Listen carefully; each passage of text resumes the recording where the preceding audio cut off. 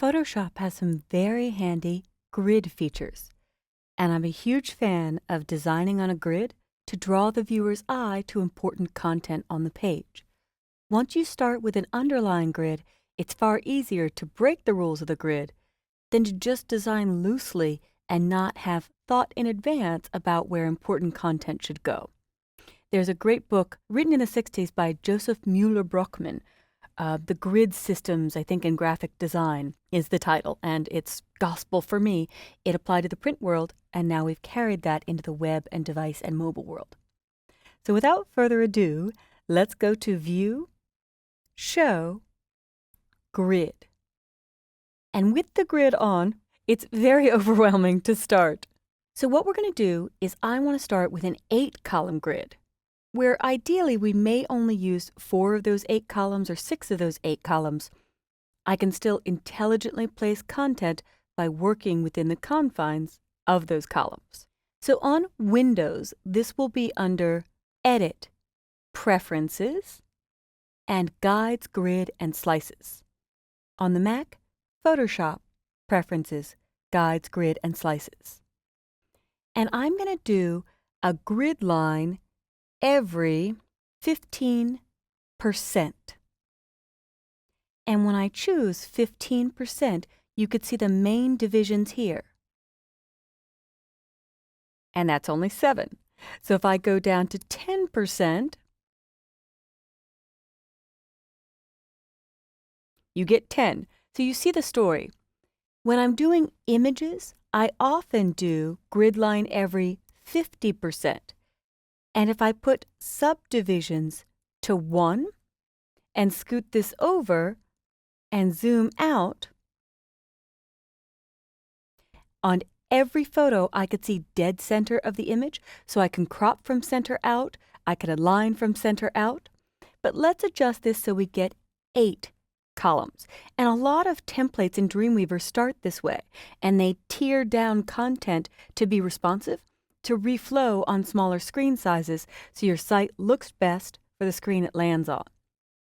So this grid is important to keep in mind when you start with desktop website development and then do mock-ups to deliver to the different sizes that are on mobile. So really absorb this grid principle if you didn't learn about it when you were studying to be a graphic designer or an artist.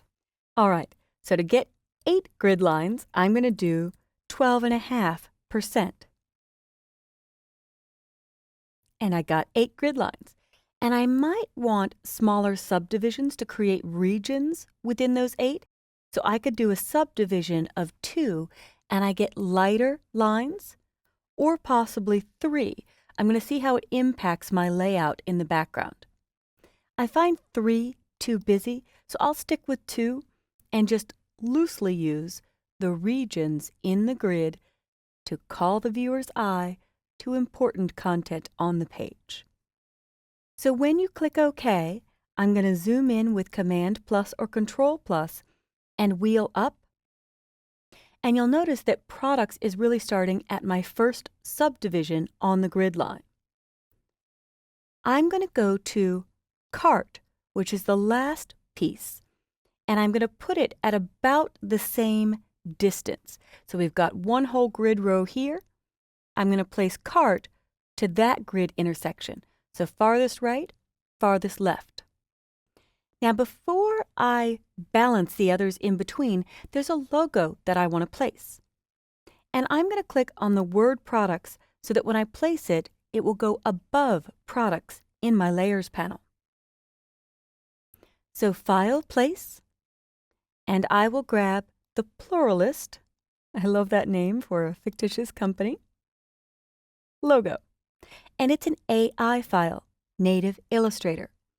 So when I hit Place, it shows me a preview of this, and I could select Bounding Box, but I might want to choose Art Box. Art Box is just a live art. Often they're the same, but Illustrator files, where there's white space on the page, it's not real content. Only the bottom of the P to the top of the letter E, the top right corner of where that intersects, is the live art area. When I click OK, it will create a smart object. and it might have done that way down in the middle of my page. Smart Objects embed the Illustrator file inside this Photoshop document. That means if I decide to add color to that logo, I can double-click it, it will launch Illustrator and open that file. So there it is, it put it in the center of my screen, not below on the page.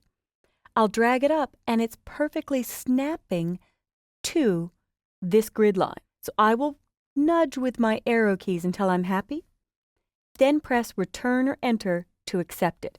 And I could continue to nudge up or down, but I often use Edit, Free Transform so that I snap two grid lines.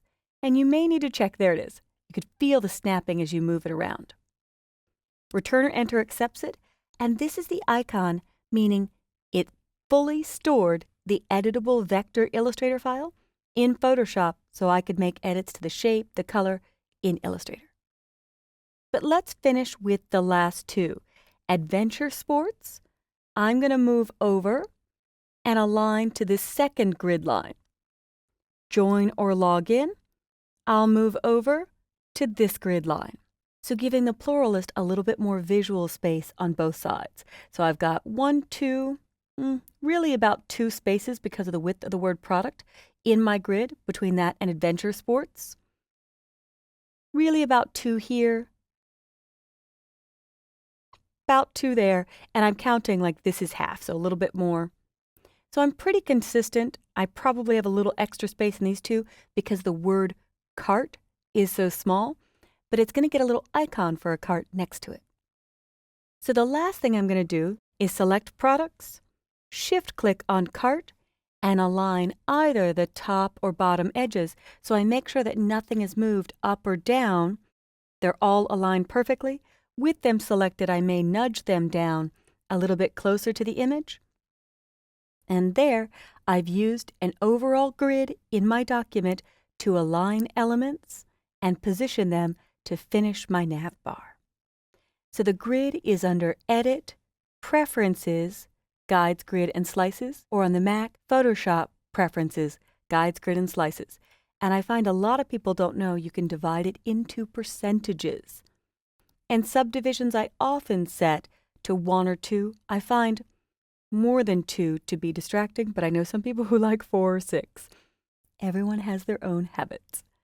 So I'll click OK, and hopefully you can find a grid space that works for your layouts and use it to put elements of your design in thoughtful places, starting with a grid.